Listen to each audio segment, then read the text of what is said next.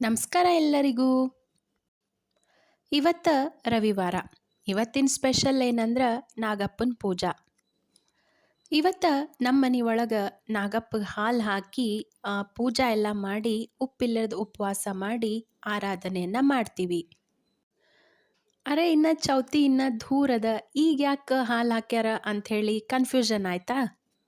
ಇದು ನಾಗರ ಚೌತಿ ಬರೋಕ್ಕಿಂತ ಮೊದಲೇಕನ 5 ರವಿವಾರ ಮಾಡುವಂತಹ ನಾಗಪ್ಪನ ಪೂಜಾ.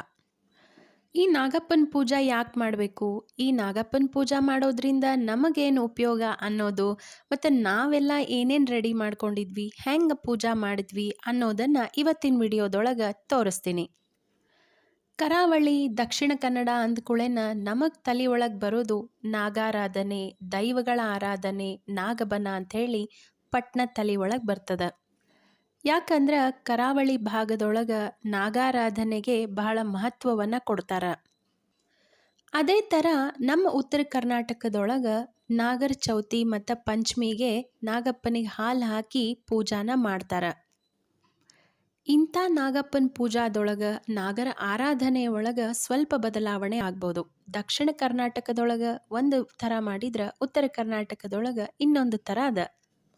ಆರಾಧನೆ ಏನೇ ಆದ್ರೂ ಅದರ ಹಿಂದೆ ಇರುವಂತಹ ಉದ್ದೇಶ, ನಂಬಿಕೆ ಮಾತ್ರ ಒಂದೇ.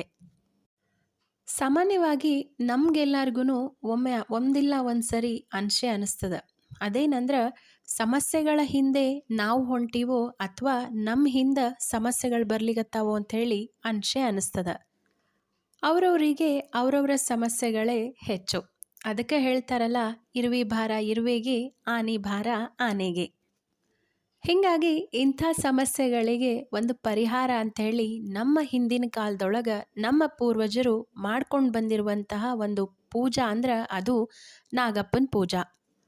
ಸಾಮಾನ್ಯವಾಗಿ ಈ ಮಕ್ಕಳಾಗೋದು ಲೇಟ್ ಆಯಿತು ಅಂದ್ರೆ ಅಥವಾ ಆರ್ಥಿಕವಾಗಿ ಏನಾದರೂ ತೊಂದರೆಗಳಾಗ್ತಿದ್ರೆ, ಏನಾದರೂ ಒಂದು ಸಮಸ್ಯೆಗಳಿದ್ರೆ ನಾಗಾರಾಧನೆನ ಮಾಡ್ತೀವಿ. ಇಂಥ ನಾಗಪ್ಪನ ಪೂಜಾ ಮಾಡೋದ್ರಿಂದ ಏನೇ ದೋಷಗಳಿದ್ರೂ ಪರಿಹಾರ ಆಗ್ತದಂಥೇಳಿ ಹೇಳ್ತಾರೆ. ಸಾಮಾನ್ಯವಾಗಿ ಜ್ಯೇಷ್ಠ ಮಾಸದೊಳಗೆ ಅಂದ್ರೆ ಕಾರ್ ಹುಣ್ಣಿಮೆ ಆದಮೇಲೆ ಬರುವಂಥ ರವಿವಾರ ಇರ್ತದಲ್ಲ, ಆ ರವಿವಾರದ ದಿನ ಈ ಪೂಜಾನ ಶುರು ಮಾಡ್ತಾರೆ.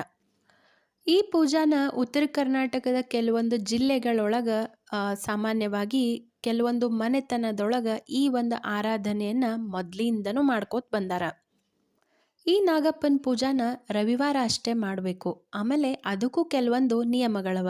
ಅದೇನಂದ್ರೆ ರವಿವಾರದ ದಿನ ಏನಾದರೂ ಏಕಾದಶಿ ಬಂದ್ರೆ, ಹುಣ್ಣಿಮೆ, ಅಮಾವಾಸ್ಯೆ, ಆಮೇಲೆ ಆರಾಧನೆಗಳು ಏನಾದರೂ ಇದ್ರೆ ಈ ಪೂಜಾನ ಮಾಡ್ಲಿಕ್ಕೆ ಬರೋದಿಲ್ಲ. ದ್ವಾದಶಿ ತಿಥಿ ಇದ್ರೂ ಮಾಡ್ಲಿಕ್ಕೆ ಬರೋದಿಲ್ಲ. ಇದೆಲ್ಲ ನೋಡಿಕೊಂಡು ನಾವು ರವಿವಾರದ ದಿನ ಪೂಜಾ ಮಾಡಬೇಕು. ಅಂದ್ರೆ ಜ್ಯೇಷ್ಠ ಮಾಸ ಮತ್ತು ಆಷಾಢ ಮಾಸದೊಳಗೆ ಬರುವಂಥ ರವಿವಾರದೊಳಗೆ ಇದನ್ನು ಮಾಡ್ತಾರೆ. ಅಂದ್ರೆ ನಾಗರ ಚೌತಿ ಬರೋದ್ರೊಳಗೆ 5 ಉಪವಾಸ ಮುಗ್ದಿರ್ತಾವ. ಈ ಉಪವಾಸದೊಳಗೂ ಸ್ವಲ್ಪ ಬದಲಾವಣೆ ಆಗ್ತದೆ. ಕೆಲವೊಬ್ಬರು ಉಪ್ಪಿರ್ಲಾರ್ದ ಉಪವಾಸನ ಮಾಡ್ತಾರೆ. ಇನ್ನು ಕೆಲವೊಬ್ಬರು ಮನೆಯೊಳಗೆ ಉಪ್ಪು ಹಾಕಿದ್ದು ಫಲಹಾರ ಮಾಡಿ ಉಪವಾಸವನ್ನು ಮಾಡ್ತಾರೆ. ನಮ್ಮ ಮನೆಯೊಳಗೆ ನಾವು ಉಪ್ಪು ಇರಲಾರ್ದಂಥ ಉಪವಾಸವನ್ನು ಮಾಡ್ತೀವಿ. ಮುಸ್ರಿ ಪದಾರ್ಥಗಳನ್ನು ತಿನ್ನಂಗಿಲ್ಲ, ಚಪಾತಿ, ಅನ್ನ ಈ ಥರದ ಪದಾರ್ಥಗಳನ್ನು ತಿನ್ನಂಗಿಲ್ಲ. ಅದ್ರ ಬದಲಾಗಿ ಉಪ್ಪು ಹಾಕದೇ ಇರುವಂಥ ಸಜ್ಜಕನೋ, ಆಮೇಲೆ ಏನಾದರೂ ಸ್ವೀಟೋ ಹಿಂಗೇನಾದರೂ ತಿನ್ಬೋದು. ಹಾಲು, ಹಣ್ಣು ಈ ಥರ. ಇಷ್ಟೆಲ್ಲ ಪೂಜಾದ ಹಿಂದಿಂದು ನಿಯಮಗಳು. ಇನ್ನು ಪೂಜಾ ಹೆಂಗೆ ಮಾಡಬೇಕು ಅಂದ್ರೆ ರವಿವಾರದ ದಿನ ತಲೆ ಸ್ನಾನ ಮಾಡಿ ಕಲ್ಲಿನ ನಾಗಪ್ಪಗೆ ಹಾಲು ಹಾಕಬೇಕು. ಇದಕ್ಕೆ ಏನೇನು ತಯಾರಿ ಮಾಡ್ಕೊಂಡಿದ್ವಿ ಅಂದ್ರೆ ನಾಗಪ್ಪನ ಪೂಜಾಕ್ಕೆ ಅರ್ಶಿನ, ಕುಂಕುಮ, ಕರಿಕಿ, ಪತ್ರಿ, ಆಮೇಲೆ ಅರ್ಶಿನದ ಹಚ್ಚಿದ್ದ ಗೆಜ್ಜೆ ವಸ್ತ್ರ, ಆಮೇಲೆ ಅರ್ಶಿನದ ಕಲದ ಹೂವು ಅಂದ್ರೆ ಶಾವಂತಿಗೆ ಹೂವು. ನಾಗಪ್ಪನಿಗೆ ಹಳದಿ ಕಲರ್ ಹೂವು ಭಾಳ ಶ್ರೇಷ್ಠ ಅಂತ ಹೇಳ್ತಾರೆ. ಹಾಗಾಗಿನೇ ಹಳದಿ ಕಲರ್ ಇರುವಂಥ ಹೂವು, ಆಮೇಲೆ ಹಳದಿ ಗೆಜ್ಜೆ ವಸ್ತ್ರನ ಏರಿಸೋದು. ಇದ್ರ ಜೊತೆಗೆ ನೆನೆಸಿದ ಕಡ್ಲಿ, ಆಮೇಲೆ ಹುರಿದಂಥ ಕಡ್ಲಿ, ಉಪ್ಪು, ಆಮೇಲೆ ಹುಣಸೆ ಹಣ್ಣು ಇದನ್ನು ಇಟ್ಟಿರ್ತಾರೆ. ಮತ್ತು ನಾಗಪ್ಪನಿಗೆ ಹಾಕಲಿಕ್ಕೆ ಹಸಿ ಹಾಲು ಅಂದ್ರೆ ಹಾಲು ಕಾಸಿರಬಾರ್ದು, ಹಸಿ ಹಾಲನ್ನು ಹಾಕ್ತಾರೆ.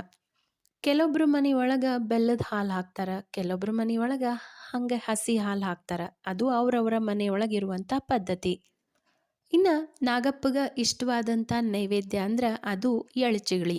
ಎಳ್ಳು ಮತ್ತು ಬೆಲ್ಲ ಹಾಕಿ ಚಿಗಳಿ ಮಾಡಿ ಇಟ್ಟಿರೋದು, ಅದಕ್ಕನ ನೈವೇದ್ಯ ಮಾಡೋದು. ಇಷ್ಟೆಲ್ಲ ಪೂಜಾಕ್ಕೆ ಬೇಕಾಗಿರುವಂತಹ ಸಿದ್ಧತೆಗಳು. ಇದೆಲ್ಲ ರೆಡಿ ಆದಮೇಲೆ ಒಂದು ಮಣಿ ಹಾಕಿ ಮಣಿ ಕೆಳಗೆ ರಂಗೋಲಿ ಹಾಕಬೇಕು. ರಂಗೋಲಿ ಹಾಕಿ ಅದ್ರ ಮ್ಯಾಲೆ ಮಣಿ ಇಟ್ಟು ನಾಗಪ್ಪನ್ನ ಇಡಬೇಕು. ಕಲ್ಲಿನ ನಾಗಪ್ಪ ಇಲ್ಲ ಅಂತಂದ್ರೆ ಮನೆಯೊಳಗಿರೋ ಬೆಳ್ಳಿ ನಾಗಪ್ಪಗೂ ಹಾಲು ಹಾಕ್ತಾರೆ. ನಾಗರ ಕಲ್ಲನ್ನ ಇಟ್ಟು ಅದಕ್ಕೆ ಸ್ವಚ್ಛವಾಗಿ ತೊಳೆದಿರ್ತಾರೆ. ಆಮೇಲೆ ಸ್ವಲ್ಪ ಶುದ್ಧ ಅಂಥೇಳಿ ಸ್ವಲ್ಪ ನೀರು ಹಾಕಿ ಫಸ್ಟ್ ತೊಳೆದು, ಆಮೇಲೆ ಅರಿಶಿನ ಕುಂಕುಮ, ಕರಿಕಿ ಪತ್ರಿ, ಗೆಜ್ಜೆ ವಸ್ತ್ರ, ಹಳದಿ ಹೂವು, ಆಮೇಲೆ ನೆನೆಸಿದಂಥ ಕಡ್ಲಿ, ಹುರಿದದ ಕಡ್ಲಿ, ಉಪ್ಪು, ಹುಣಸೆ ಹಣ್ಣು ಇದೆಲ್ಲ ಹಾಕಿ ಪೂಜೆ ಮಾಡಬೇಕು. ಆಮೇಲೆ ಬಟ್ಲದೊಳಗೆ ಇಟ್ಕೊಂಡಿರೋ ಹಸಿ ಹಾಲು ಇರ್ತದಲ್ಲ, ಅದರಿಂದ 3 ಸಲ ನಾಗಪ್ಪಗೆ ಹಾಲು ಹಾಕಬೇಕು. ಆಮೇಲೆ ಎಳ್ಳು ಚಿಗಳಿಗೆ ನೈವೇದ್ಯ ಮಾಡಬೇಕು. ಪೂಜೆ ಎಲ್ಲ ಆದಮೇಲೆ ಕೊನೆಗೆ ಆರತಿ ಮಾಡೋದು. ನಾಗಪ್ಪನ ಹೊರಗಿಟ್ಟಿರ್ತೀವಿ. ಅಂದರೆ ಕಲ್ಲಿನ ನಾಗಪ್ಪ ತುಳಸಿ ಕಟ್ಟಿ ಒಳಗೆ ಇರ್ತದಲ್ಲ, ಹಾಗಾಗಿ ಹಾಲು ಹಾಕಿ ಒಳಗೆ ಬರೋ ಮುಂದೆ ಹೊಸ್ತಿಲಿಗೆನೂ ಪೂಜೆ ಮಾಡಿ ಬರ್ತಾರೆ. ಹೊಸ್ಲಿಗೆ ಅರಿಶಿನ ಕುಂಕುಮ, ಗೆಜ್ಜೆ ವಸ್ತ್ರ, ಹೂವು ಎಲ್ಲ ಏರಿಸಿ ಹೊಸ್ತಿಲ್ ಪೂಜೆ ಮಾಡಿ ಆಮೇಲೆ ಒಳಗೆ ಬರ್ತಾರೆ.